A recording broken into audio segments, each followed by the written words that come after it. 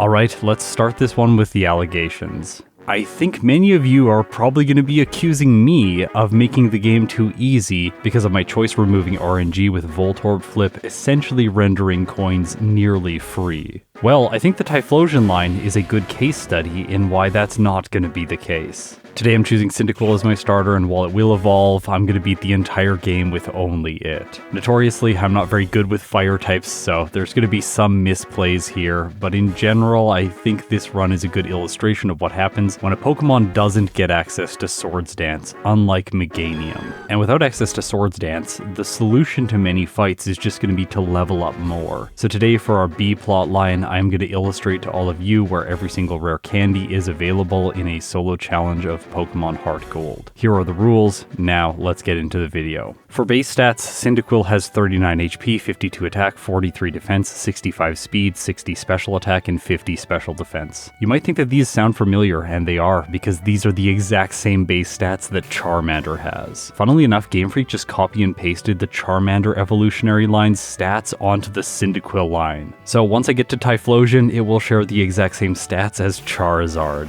I think this would be a really weird choice if they had the exact same typings, but when I evolve to Typhlosion at the end of the run, I'm still going to be a mono fire type, unlike Charizard, which gains the flying type. And I think that's actually an advantage because they don't take 4 times damage from rock moves, making Blue's Rhydon and other Pokemon that have coverage with rock type moves much less scary. Although there are a lot of Earthquake users later into the game, so I'm a bit worried about them. More specifically though, I am very worried about the second Lance fight when he has 4 Dragon types on his team, one of them being Garchomp. This is one of the reasons I really think the Cyndaquil line is going to need a lot of rare candies. I just have to level up and out-muscle Lance. That said, my fears for this playthrough really lie in the late game. Early on, the fire type is actually fantastic. I've talked about this before on the channel, specifically in some of my starter videos like Charmander, Bulbasaur, Squirtle, also in the Versus video that I did with the 3 starters in Pokemon Yellow. Really what I've found is that the grass type and the water type tend to perform better overall when looking for consistency. And I'm being very specific about the word consistency. If you want to beat the game with the least number of resets on every single playthrough, then the fire type just really doesn't perform very well. Although, I think when I revisit Charizard in Pokemon Yellow, it's going to do much better, because I've pushed consistency to the side a little bit in favor of getting peak results. Now in the early game, the grass and water type tend to be a lot slower, specifically the grass type. Bulbasaur in the early game is so slow because it has to fight a bunch of rock types and poison types, and it doesn't get Vine Whip until later on. Meganium and the Chikorita line are kind of similar because they're defensive Pokemon, whereas Cyndaquil here is a special attacker. It gets Ember fairly early on, and it just kind of burns its way through the early game using Ember. Sprout Tower is a good example of this because there's a bunch of grass types here which you can just one-shot all of them and gain a bunch of experience very quickly. Now Game Freak did something else with the game design to emphasize the fact that the fire type should be fast in the early game, and that's the fact that Cyndaquil evolves into Quilava at only level 14. However, it evolves into Typhlosion at level 36. This is different from the other starters. Chikorita evolves into Bayleaf at level 16 and Meganium at level 32. And Totodile pushes this trend one step further, evolving into Croconaw at level 18 and then Feraligatr at only level 30. So if we look at this from a leveled perspective, it seems like Totodile is supposed to be the slowest in the early game, but it's supposed to speed up after that, evolving into Feraligatr the fastest. Whereas Cyndaquil is supposed to be quick in the early game, but then slow down, evolving into Typhlosion at the highest level. Because of this asymmetry, I'm able to get myself a Quilava before I even beat the final Elder inside of Sprout Tower. Now, I do take the extra experience inside of Falconer's Gym, defeating the 2 optional bird keepers, but this isn't really going to impact the battle against the first gym leader. I think Quilava is going to be fine here.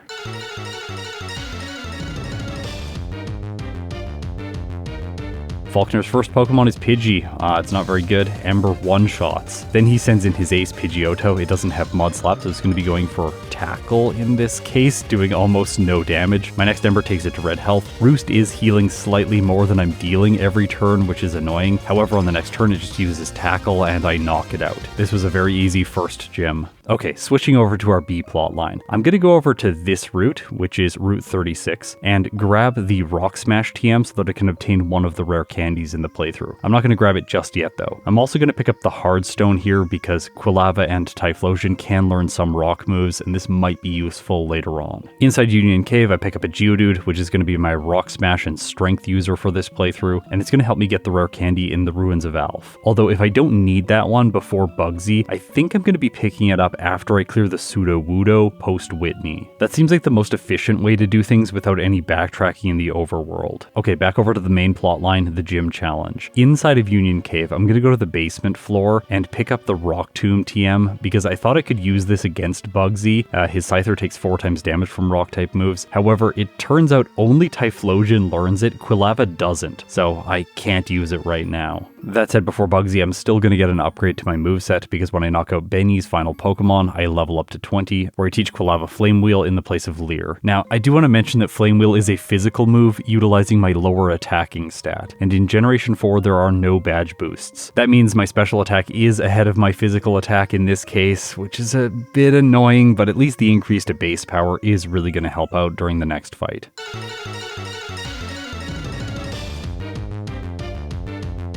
Okay, so Bugsy leads with his Scyther. I go for Flame Wheel, of course, and it does massive damage. Not enough for a one-hit. Scyther uses Focus Energy, then Quick Attack, doing a lot of damage, but not enough. I didn't even heal for this fight, and then I knock out his Ace, which is also his lead. Beyond that, he only has a Metapod and a Kakuna, and they're terrible, so free win for me. The Rival's next. He starts with Ghastly. Of course, I'm going to use Flame Wheel here, and it one-hits. Then he sends in Croconaw, and I really can't do much damage to it, so I use Smokescreen to lower its accuracy, just so it's going to hit a few less times throughout the battle. This gives me the edge I need to knock out his Ace and move on to the final Zubat, which goes down to 1 Flame Wheel. Okay, so as I was mentioning, the early game with the Fire-type starter is really quick, and things get better from here. Inside the forest, I can use the Move Tutor to teach Headbutt, getting a better normal-type move when compared with Quick Attack. And then I arrive in Goldenrod City, which gives me access to Voltorb Flip and essentially free coins. With Quilava, I earn a total of 26,000 before I start buying prizes. I am starting to calculate before these runs the number of coins that I need so that I just get them all in one go of Voltorb Flip.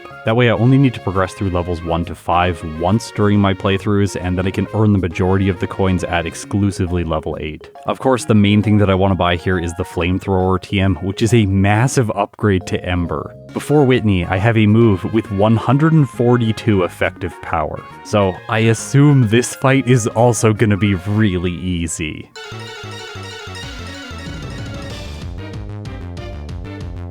Clefairy first. I set up with Substitute here, another TM that I purchased in the game corner. Then I use Flamethrower, and surprisingly I do not one-shot her lead. Okay, it just fails a Mimic, and then she uses a Super Potion, and I knock it out over the next 2 turns. Miltank is next. I go for Flamethrower, it does more than half. Stomp breaks my Substitute, but it's not enough for her to win. I knock her Ace out with Flamethrower and earn myself the 3rd badge. Before clearing Sudowoodo, I head into the National Park to pick up the TM for Dig. Starting in Generation 4, they upped its base power from 60, which it was in Generation 2 and 3, to 80, so this move is actually pretty good for ground-type coverage, and Quilava can learn it. I teach it in the place of Flame Wheel, and then I go up against Sudowoodo. In my first playthroughs of Johto, I mandate myself to defeat this thing. It's honestly really easy, just use Dig twice and that's that. With it out of the way, I head back to the Ruins of Alph and pick myself up the first rare candy. Now, there are a lot of these in HeartGold. There are actually more than I have access to in Pokemon Platinum, which is saying a lot. But this game's level curve is also a lot more extreme, with Red having Pokemon at level 88, specifically his Pikachu, so I'm definitely going to need these candies. After clearing the beauties with Clefable and Wigglytuff, I head into Ecruteak City. The Kimono Girls don't have to be faced yet, so I just clear out the Rocket and then go over here where I pick up the second rare candy. This is a hidden item, which is essentially in the place that the old Hyper Potion was in Pokemon Crystal. After that, I head straight into Burned Tower to face the rival. Substitute turn 1, I learned this in Meganium's run. I want to block Curse. With it established, then I can sweep his team. Flamethrower 1 hits the Ghastly, and then he sends in Croconaw. For it, I'm going to use Headbutt, and I really want to draw your attention here. It is trying to spam Scary Face against me to lower my speed because I'm faster. It looks like this is the same AI exploit that you can take advantage of in Generation 3. When you have a Substitute on the field, the AI doesn't recognize it, and it still uses moves that are going to fail if it would normally prioritize those moves. So in this case, it's trying to speed control me, but it can't do that because of of my substitute.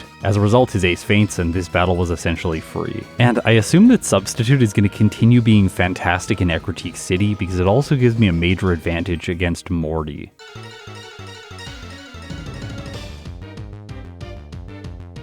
Three of his Pokemon have Curse, and they can't use it against me if I establish a substitute first. Quilava has 63 speed, so it is tied with the Gengar, but it looks like I'm about to level up, so I'm probably going to move first against his ace. I knock out the Ghastly, but I just barely don't have enough experience. Gengar comes in, and we are speed tied. However, it doesn't matter that I lose the tie, because Gengar uses Mean Look. Alright, this is another scenario where my substitute is making the AI do bad things. As a result, I take a free win over the 4th gym leader. So far, the Fire-type starter has absolutely been destroying this game. You know, in the past I've said I don't like playing Fire-types, but this one is feeling really solid. No resets, no blackouts, and I was never scared throughout any of these battles. But coming up next, there are a few problems. Either I'm gonna have to face Chuck, Jasmine, or Pryce. Obviously Jasmine makes the most sense, but if I want to face her first, then there's some backtracking involved. I have to go all the way over to the island, pick up the secret potion, and then go back without Fly if I want to skip Chuck. So I think taking on Chuck next to get Fly does make the most sense if I want to make the mid-game as smooth as possible. Plus, as I showed yesterday, Pryce does have better moves in HeartGold and SoulSilver. He has a ground-type move on his Piloswine, although the Seal and the Dugong do not have any water-type moves. I made the decision to go to Chuck next, and part of this involves going to the Lighthouse where I pick up my 3rd rare candy. After that, I face Dennis. During this fight, you can see that I'm about to hit level 32, so I'm still not close to evolving into a Typhlosion, and I won't have the evolution by the time I'm facing Chuck. There is only one mandatory trainer inside of his gym because I can skip the first guy, Black Belt Yoshi, who has a Hitmonlee, although he's a bit tricky to dodge because he is running back and forth. After defeating Knob, I exit the gym, reset the positions of the trainers, and then turn off the water to face Chuck.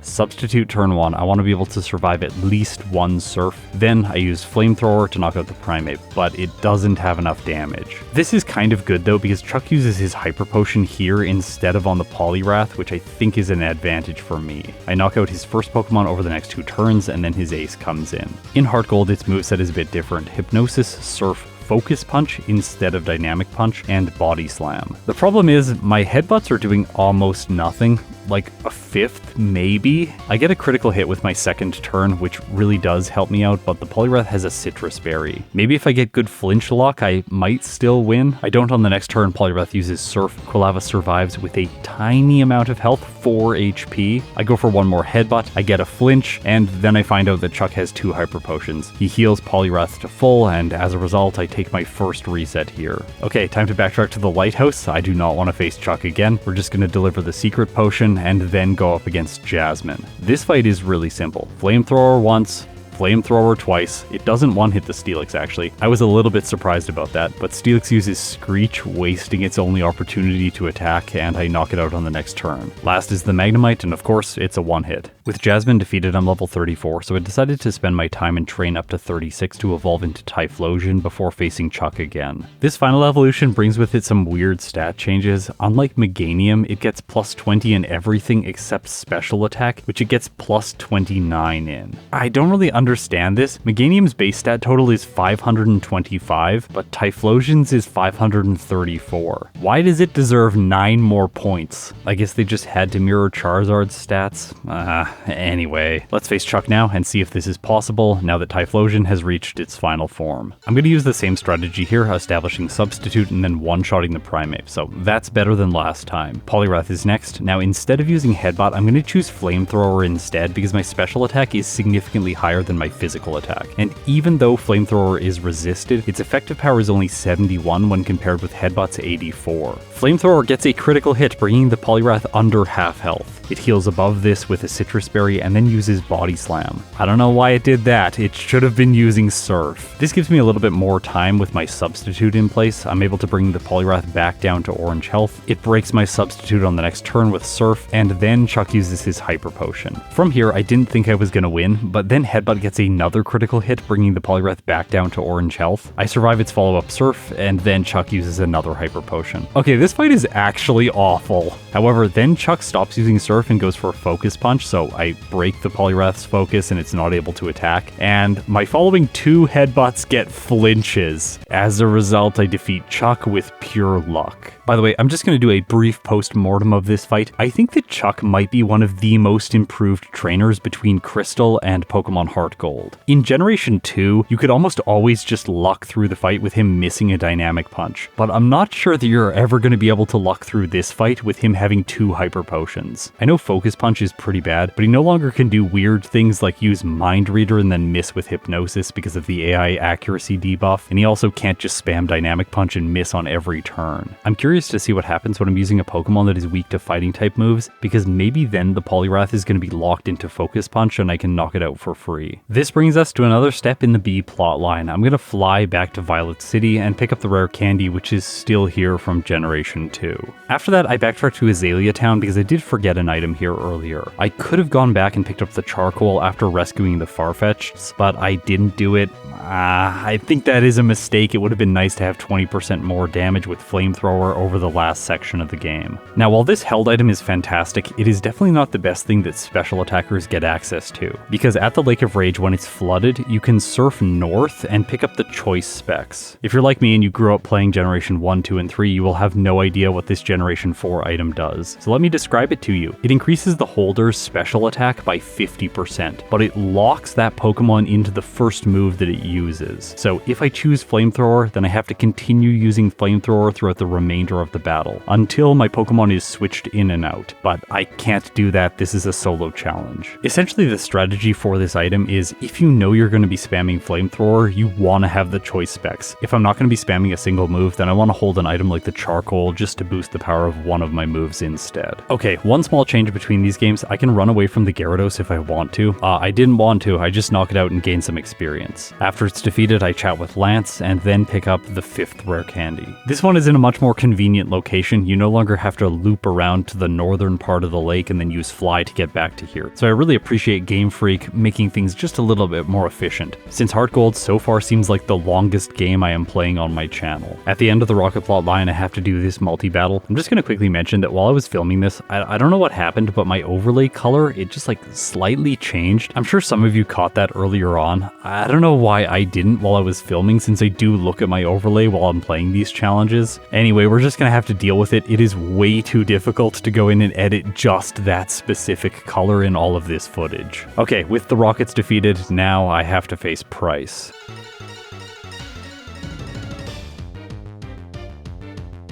Up first is Seal. I'm going with the choice specs here because I'm just going to be spamming Flamethrower over and over again. Now, Seal is a mono water type, but it uses Rest early on and then I knock it out after he uses his healing items here. But with it out of the way, things get much easier because I'm going to do neutral damage. Well, to the Dugong. He sends in Piloswine first and I just one-hit it. Last is Dugong. I don't have enough damage to one-shot, but it does not have water type moves, so Pryce is pretty easy, although this fight took a little bit longer than I was hoping for. Time for another item. I'm going to go south of Goldenrod City and surf over here to this little hidden area where I can pick up a hidden rare candy. It's not in the same position it was in Generation 2. Now it's on the grass instead of on one of the trees. They probably moved it because you can headbutt all of the trees in Pokemon HeartGold, whereas you couldn't in Generation 2. Okay, Petrol.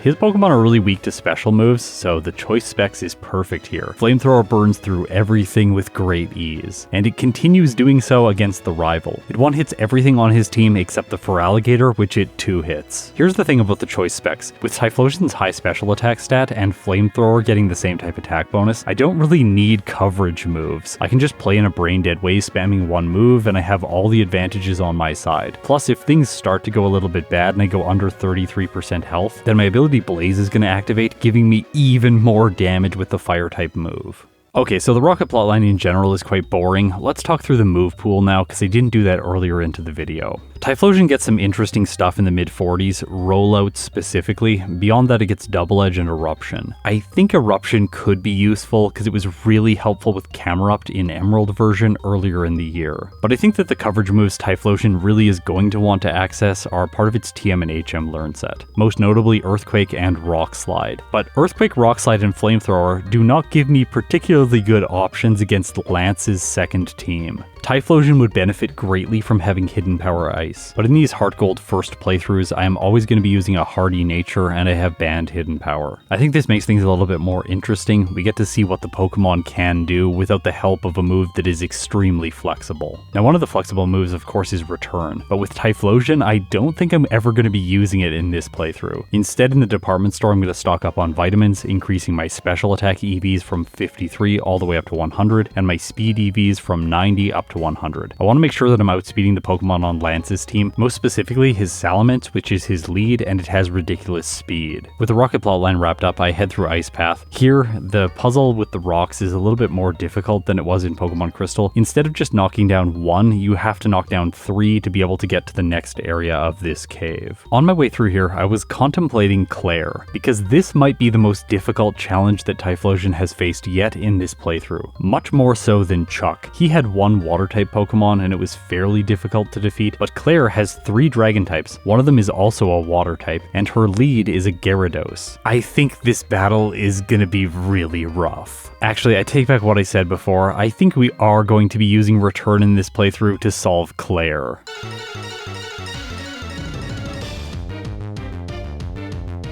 Okay, so Gyarados leads, that intimidates me, my attack gets dropped to double digits, and now Return doesn't look like the greatest of ideas. I set up my substitute, but with my current health, Dragon Rage can break it, which is really unfortunate. Because substitute rounds down, in order to survive the Dragon Rages, I'm gonna need to have at least 164 HP, and that's quite far away from my current 151. Okay, so I think I'm just going to be spamming Flamethrower here again. Return has been made essentially useless. It's doing okay damage to the Gyarados, but on the second turn I get a critical hit knocking it out. Kingdra comes in next, and this destroys my hope. Flamethrower does almost nothing because it is doubly resisted. After that, Clair's Ace hits with Hydro Pump, and that's that. My second reset. I tried again. I don't know what I was hoping for. It does not go well. I make it to the Kingdra with full health this time. I use Return. It does do more damage, but Hydro Pump is doing more than half. Unless I get a massive critical hit here, I'm going to lose. I trained up over the next damage rounding threshold at level 50, but Typhlosion's HP is still 158, so its substitutes are not going to be surviving Dragon Rage yet. I went back and tried Clair again, but no, it's not working. I take not 1, not 2, but 3 resets before I finally realized I need to train to a higher level.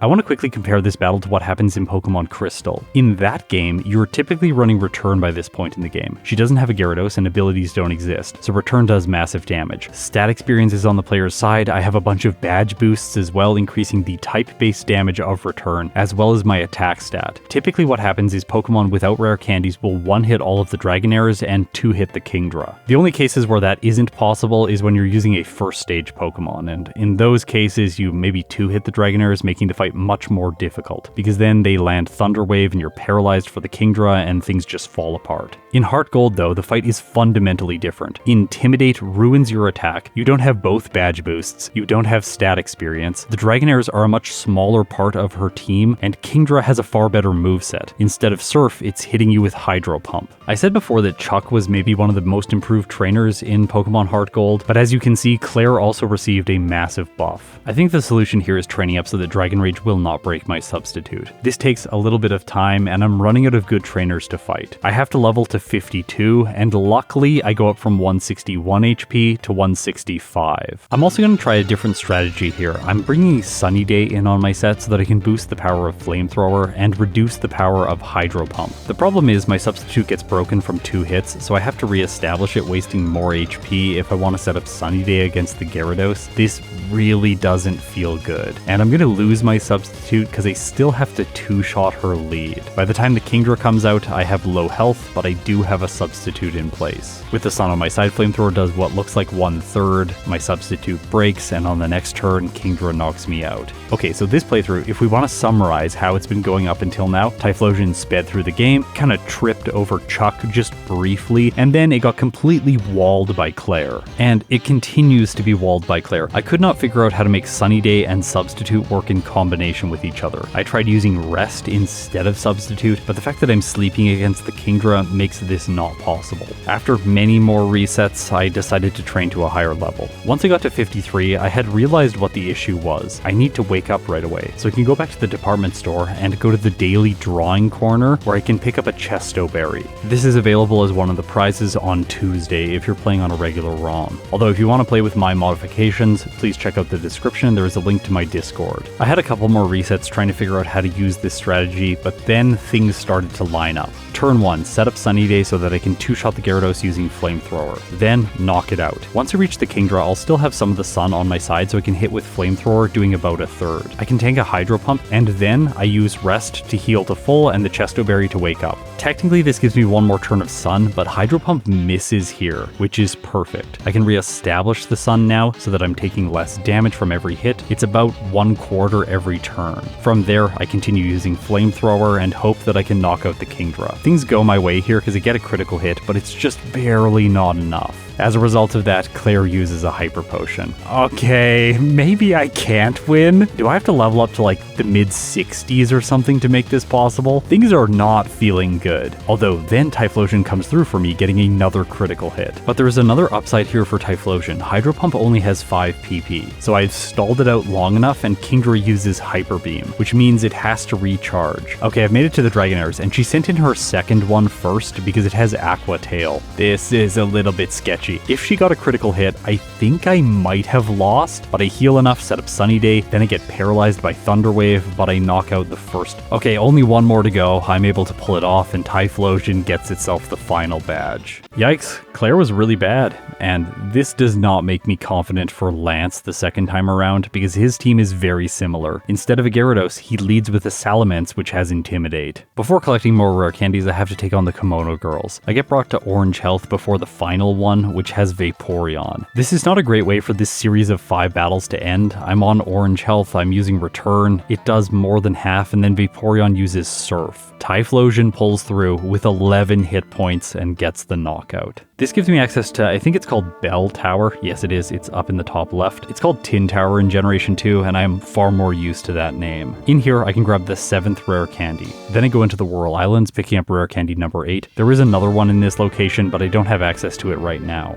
Okay, time to journey to Kanto, and on my way, I pick up rare candy number 9, just outside of Tojo Falls. In Victory Road, rare candy 10 is obtained, and then I take on the rival. Okay, for Alligator, I've made fun of this thing a lot in Pokemon Crystal. It's actually a lot better here in HeartGold. Instead of Water Gun, it has Waterfall, which is a physical move utilizing its higher attacking stat. Funny story though, my Typhlosion has learned Eruption by this point, and I'm able to one-shot the Feraligatr. That's very satisfying. Outside of Victory Road, on the steps of Indigo Plateau, there is one more rare candy. This is number 11. Now, technically there are 12 available before the Elite Four, but I forgot to get the one in Mount Mortar. It's in the same location that it is in Pokemon Crystal, and I do remember to go back and get it later in this playthrough. For now though, let's head into the Elite Four and see if Typhlosion can pull it off.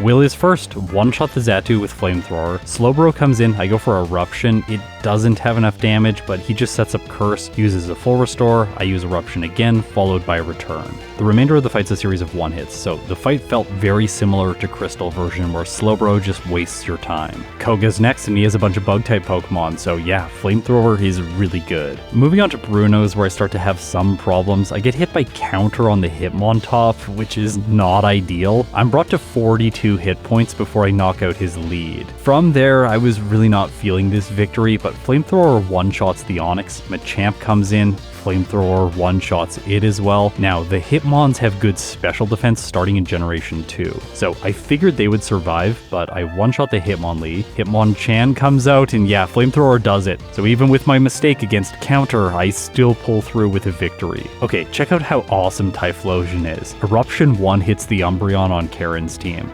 Yeah, that is really satisfying. From there, I use Return against the Houndoom. It takes 2 hits, but from there, the remainder of her team just falls apart. Okay, the Elite Four was extremely easy. Now let's take on the champion for the first time.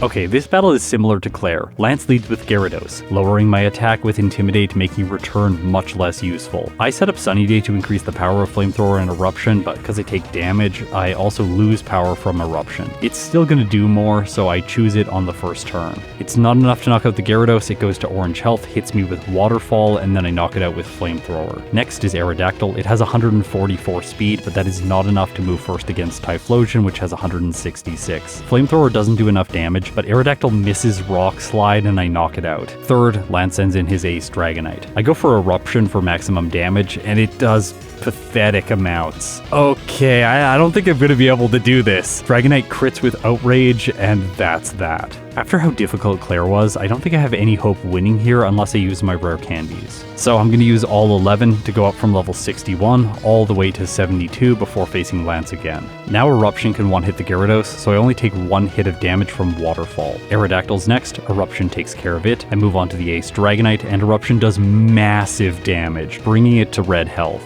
It heals with the Citrus Berry, hits Outrage, bringing me under half health, and then Flamethrower knocks it out. This is going much better, but still not well enough, because the following two Dragonites both have Thunder Wave, and they paralyze me, meaning the first one can get in a hit with Dragon Rush, bringing me down to lower health. Dragonite 2 comes out and it's going to attack twice, so Typhlosion is not going to win here. I decided to take the Blackout and go back to the game corner to purchase more coins. I guess I should have bought more of these earlier on and purchased 2 rest TMs. Luckily the league is very easy because I've used my rare candies and I make it back to Lance at level 74. Still, he is very difficult. I'm running the Chesto Berry in combination with rest so that I can heal once during the fight. I get lucky in this case getting a critical hit against Dragonite with Return, knocking it out in one hit. Beyond that I get paralyzed, but then I push things a little bit too far and get a reset to the second Dragonite. Paralysis messes everything up in the next fight, giving me another reset. So this fight isn't going well. In the end, I think the rest strategy is the correct choice, although it can go really badly early into the battle. So Eruption can fail to knock out the Gyarados. If that happens, Lance can use a full restore, I have to take more time, and I'm brought to low health by the time the Aerodactyl comes in. Since I can no longer one-hit it, I have to use my Chesto Berry here before the Dragonites come out. Luckily for me, I have high health, but because of the Citrus Berry, I'm not able to two-hit. Really what this comes down to is patience. I need to use rest a bunch against the final 2 Dragonites to heal. Eventually they're going to miss a Dragon Rush, and when that happens, I'll be able to strike back. By playing things patiently, I eventually make it to the Charizard, and I really do want to draw your attention to its sprite. This thing looks incredible in HeartGold, but it doesn't have really good moves against me, so Typhlosion pulls through after using rest one final time. Okay, just like Clair, Lance was brutal, but unlike her, I have to face him again, and he's going to be much more difficult the second time around. Okay, quick comparison of the Lance split between Meganium and Typhlosion, because I think these results are a little bit surprising. Meganium beat Lance at 2 hours 12 minutes and 8 seconds, whereas Typhlosion beat Lance at 2 hours 27 minutes and 38 seconds. While the fire type was significantly faster in the early game, it has definitely given up that lead and it's now behind the grass type starter. But I honestly expected that. Meganium has access to Swords Dance and Typhlosion does not. In Kanto, I can resume collecting rare candies. The first one is in the Poke Fan Club. It's the same guy that gives it to you in Pokemon Crystal. Lieutenant Surge, Erica, and Sabrina are all really easy for Typhlosion to defeat. I'm so overleveled now because I had to use my rare candies for Lance. I think that some of you might wonder about Misty, so I'll show you the footage. It's honestly not a really difficult battle. The Quagsire does survive, and I knock it out over 2 more turns after she heals it. The Starmie survives 2 hits from Return, which is just annoying, really. She heals it again. It's only attacking with Water Pulse. Yes, that is its best move in this scenario. Lapras is last. It gets really annoying, surviving an Eruption. She uses a Hyper Potion, and I have to take 2 more turns to knock it out using Flamethrower. Not a difficult battle, just a long one. Okay, Snorlax time. Unlike yesterday, I saved my Master Ball so I can catch it right away, so I have access to the leftovers for later in the playthrough. Up until now, I don't think I've made major misplays as a player. There are some things that I would do better in a second run, but I don't consider these to be blunders. Although that's about to change. When I fight Brock, I genuinely forgot that Typhlosion could learn Earthquake. The awful thing about this is I'm trying to get by all of his Pokemon using only Flamethrower and Eruption. Initially it seemed to be going fine, but when it takes 3 turns to knock out the Kabutops, that's where everything falls falls apart. Brock uses a healing item, and Typhlosion goes down. I tried again, losing for a second time. Before I came back, you would think with Earthquake, but no. I'm still using Flamethrower and Eruption, and eventually I stubbornly muscle my way to a victory. The really sad thing about this is that Blaine is next, and he made me realize that I should have put Earthquake on my moveset, so I used the ground type move against him. I guess I figured out what my mistake was, but a little bit too late. His gym is in the Seafoam Islands, and I can progress through this area. It takes a while, and it's really not efficient, but the reason I'm doing this is because at the very end, I can pick up a rare candy. There's a faster way through the islands, but then you skip the rare candy, and I really wanted to have it. Janine is next, I guess, and after her, I have to take on Blue.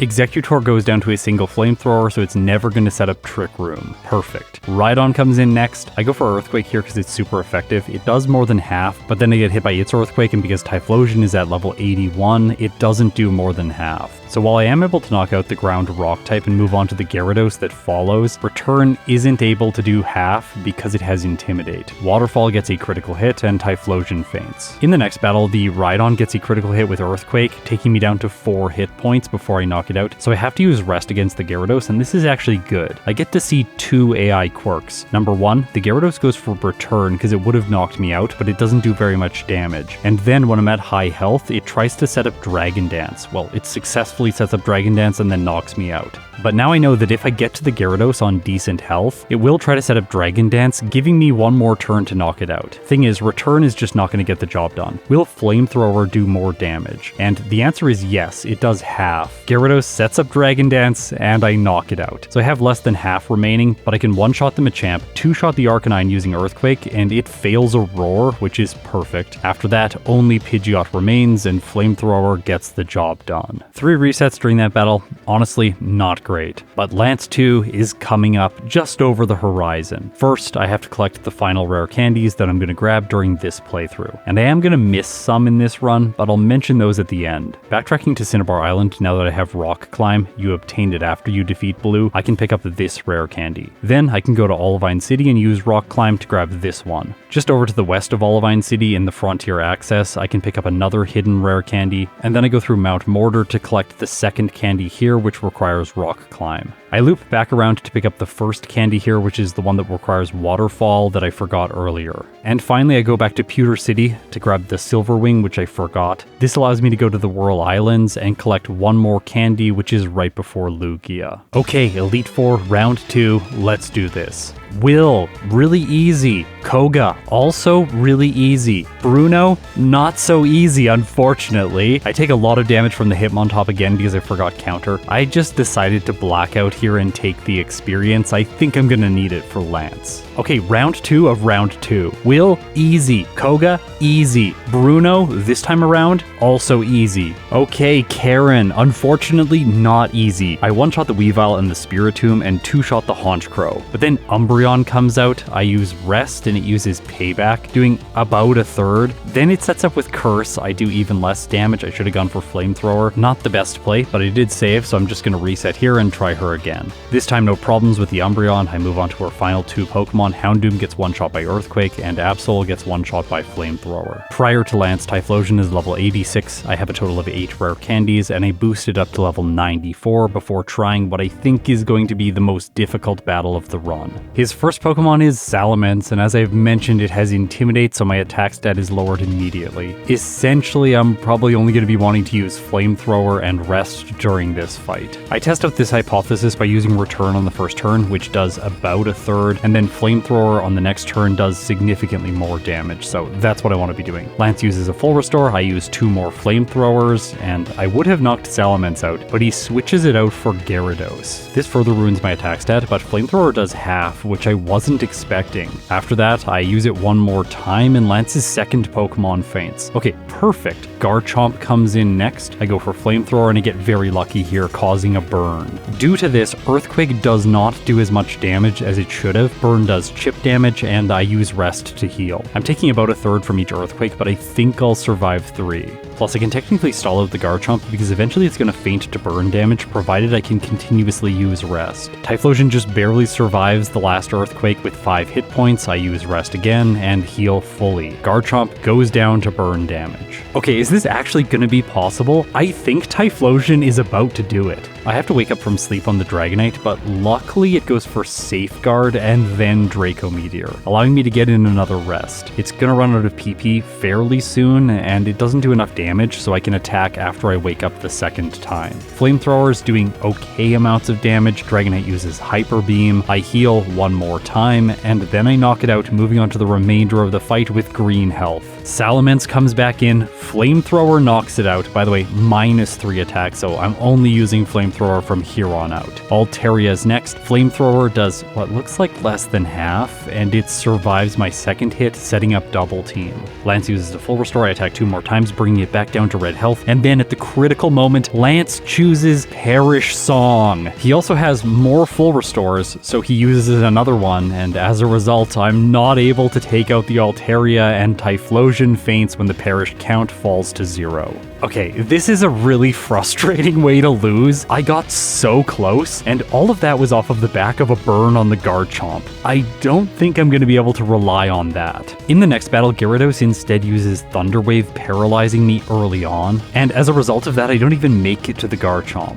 In the third battle, since my health is low, the Gyarados just goes for Waterfall and knocks out Typhlosion. Okay, my chances here are sort of falling apart. I continued trying to see what would happen if I made it to the Garchomp, but I arrived there paralyzed, so this is a 4th reset. Gyarados takes me out in the next fight, and then I realized I'm gonna need to blackout and level up more. But after taking the entire blackout, I go back in to face Will, and then quickly reset because I've forgotten one item that could be the difference I need against Lance. It is the TM for Rock Slide. If I hold the Hard Stone, maybe I can do more damage to the Salamence, and the answer is sort of no. Sometimes it was surviving 2 hits from Flamethrower, so this is a little bit more consistent here. I didn't think it would be more efficient against the Gyarados though, because I'm already at -2 attack, although I get a critical hit when I do use it, and there is the potential for upside with flinches. Garchomp is next. I'm paralyzed, but I have full health, so let's see how much damage Earthquake does. And the answer is Garchomp goes for Swords Dance instead of attacking, which means it's gonna knock me out with a single Earthquake. When I'm using the Hard Stone in combination with Rock Slide, I can no longer 2-shot the Gyarados with Flamethrower because I need the Charcoal for that damage range. So I switch back and try the old strategy one more time. And it actually works out for me because for a second time in this playthrough, I burn the Garchomp. This lets me make it past the Dragonite, past the Salamence, to the Altaria, where once again it chooses Perish Song and Typhlosion loses. This is where I took a blackout and decided to train during the Elite Four. Typhlosion is so overleveled that this is easy grinding, and all of their team members give good experience because they're at high levels. I make it back to Lance at level 96. I just try the fight. I was intending to lose here. I black out again and continue my grinding. So now Typhlosion's at level 98. This is over 2 damage rounding thresholds from 94. Hopefully that's going to give me the damage range I need to 2-shot the Altaria and bypass Perish Song. I am able to consistently 2-shot the Salamence with Charcoal and 2-shot the Gyarados now. Although if it paralyzes me, I get a reset from Garchomp's Earthquake. In the next battle I have more health, but this still doesn't help. I take a 3rd reset and a 4th reset due to the status condition before I finally make it by the Gyarados because it chooses Dragon Dance. That's what I was waiting for. Garchomp is next, and guess what? Another burn for the 3rd time. Also, because I have full health, Garchomp chooses Swords Dance instead of attacking, and I knock it out without taking a single hit from Earthquake. This is perfect. Against Dragonite, I take my time using Rest, healing up as much as possible for the remainder of the battle. Charizard falls to a single Rock Slide. This is the one reason this move has utility during the fight. And then I go up against the final Pokemon, the one that's causing all of the problems, Altaria. So, will Flamethrower get the 2-hit? And the answer at level 98 is, it doesn't look like it. Altaria survives my first hit on green health, and it chooses Perish Song. You have got to be kidding me. This is awful. I just want to beat Lance. I'm sure Typhlosion is going to be able to take out Red after this. Well, maybe Lance won't heal the Altaria? No, the answer is he's going to heal the Altaria. I go for Flamethrower again, it does less than half, but Again, it comes through for me, inflicting a burn. Altaria takes damage from the status condition, Perish Song decrements down to 1, and I use another flamethrower, which comes through with enough damage, knocking out Lance's final Pokemon. Typhlosion has cleared the second last trainer in the game. Now, as I head up Mount Silver, I want to cover the rare candies that I didn't pick up during this playthrough. One is in Cerulean Cave, and I don't really know how to get to it yet, so I just decided intentionally to skip it. Another one I didn't know is just outside of Mount Silver. It's where it was in Pokemon Crystal, but I thought that it didn't exist there anymore, so I decided to skip it. There is also one more at the top of Mount Silver that I can pick up, but I didn't know how to get to it because you have to scale the walls in a little bit of a weird way. So I ended up skipping 3 rare candies, and I couldn't even use all of them if I wanted to right now. Plus, I am so close to level 99 that I'm basically going to be the maximum level possible to face Red. Just to conclude the rare candy plotline, just so you know, there are a total of 22 available in a solo challenge of this game. So that is a lot, 2 more than in Pokemon Platinum. Now, with that out of the way, let's take on Red and see if Typhlosion can have an easy time against the final trainer in the game.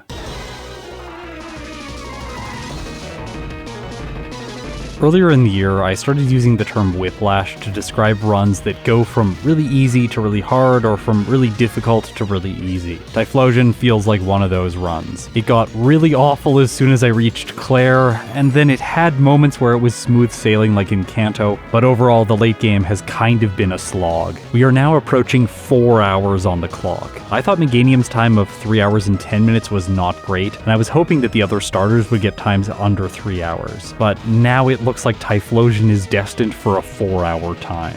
Unless it's going to make it through Red really quickly. I am faster than all of his Pokemon, and I one-shot the Pikachu with Flamethrower. That's a good start. Next, he sends in Blastoise. Its best water-type move is Hydro Cannon, which is essentially Hyper Beam, but a water-type move. And that's important to note, because it will not use Hydro Cannon unless it sees that it's going to get a knockout, because it knows that it needs to recharge.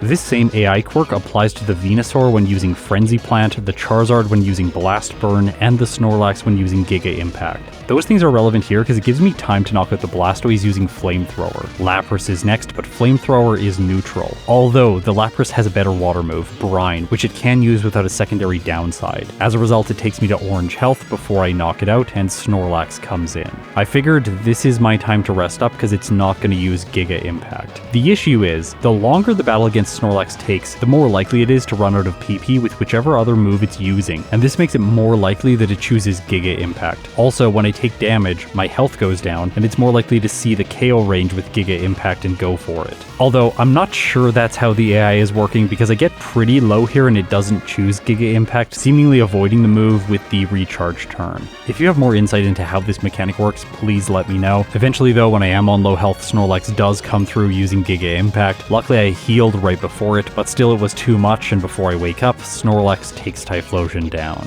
Okay, I'm gonna try some alternative strategies. Since I'm nearly maxed out in terms of level, what if I just use the choice specs and spam Flamethrower? This doesn't work because I take too much damage and I can't knock out Red's Pokemon fast enough. I also tried using the Metronome because maybe every time I use Flamethrower it's going to improve its power, and this will eventually be better than holding something like the Charcoal. Although I don't get very far with this strategy because the Blastoise sees the KO range and uses Hydro Cannon. It seems like there is a chance for the Pokemon to use this move every time my HP is low enough for them to see the KO range. It doesn't seem like a guarantee though. Maybe I have to rely on luck, and the answer is yes, I burned the Snorlax. I can't believe it. The status condition related to the fire type ends up being the thing that pulls Typhlosion through the 2 most difficult battles in this run. I knock out Snorlax, move on to the Venusaur, it hits me with Sludge Bomb, Typhlosion wakes up, I heal, survive more Sludge Bombs, wake up with really low health, and just decide to continue spamming the recovery move. Eventually, it runs out of Sludge Bomb, and then it only has grass type moves left over. This gives me the opportunity I need to be healed and knock out the Venusaur. From there, only one Pokemon remains. It's Charizard, but I have Rock Slide just for it. I go for the powerful Rock type move, Connect, and the Fire type faints. Red is defeated and Typhlosion clocks in with a final time, which is really unfortunate and disappointing. 4 hours and 47 seconds, with 43 faults at level 99. This is a game time of 11 hours and 37 minutes. Okay, so after my second run in HeartGold,